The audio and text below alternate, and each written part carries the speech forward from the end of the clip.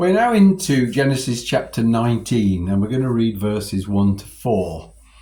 And this is how the story continues. And there came two angels to Sodom in the evening, and Lot sat in the gate of Sodom.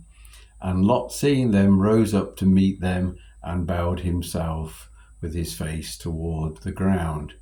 And he said, Behold, now, my lords, turn in, I pray you, into your servant's house, and tarry all night. Wash your feet, and you shall rise up early and go on your ways. And they said, No, we will abide in the streets all night. And he pressed upon them greatly, and they turned in unto him and entered into his house. And he made them a feast, and he did bake unleavened bread, and they did eat. But before they lay down, the men of the city, the men of Sodom, compassed the house round, both old and young, all the people from every quarter. So the story continues, and Abraham has been having his times with God and sorting out one or two things. And we remember back in, it's actually number 36, the video, that Abraham fell out. Well, they didn't fall out. It wasn't Abraham and Lot. It was the servants who fell out, and they weren't getting on too well together, and the cattle, and it was better that they separate. And he gave Lot the option, you can go this way and I'll go that way, you go that way and I'll go this way. And Lot chose the better land. It looked more luscious.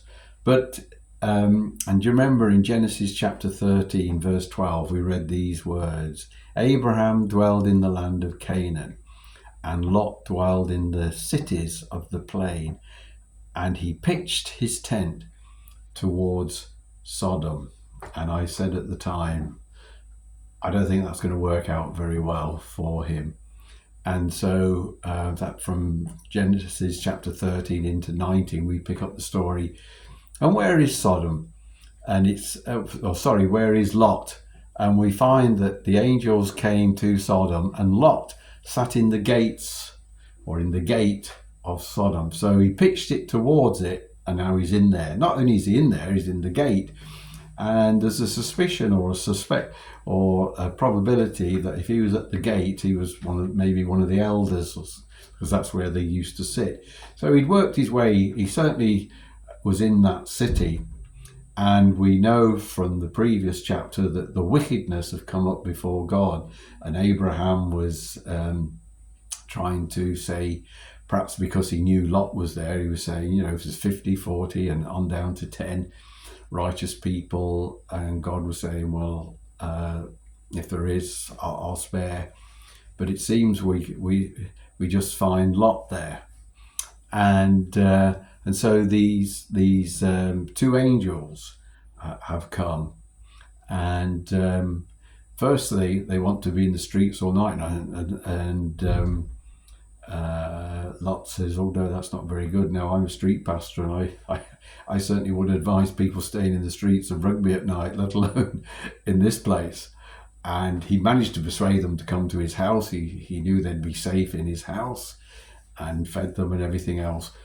But obviously, these two angels who arrived, obviously their appearance was of men. And it says again that the men of the city, the men of Sodom, came round the house, both old and young, at the people from every quarter. And this isn't good, as we shall find out, that they were spotted, they weren't unnoticed, and these men came round to the house. It matters where we live geographically, but even more so where we live spiritually. And we've always been suspected that this wasn't going to go well, that he was looking somewhere else, and Abraham was seeking God, and God was fellowshipping with him. But Lot, no, he was going to a place that wasn't so good. We can be careful. Where do we live? Where do we live? Do we live in the Spirit? Do we live in fellowship with the Lord? Is he so precious to us? Does he mean everything to us? And that's where we live.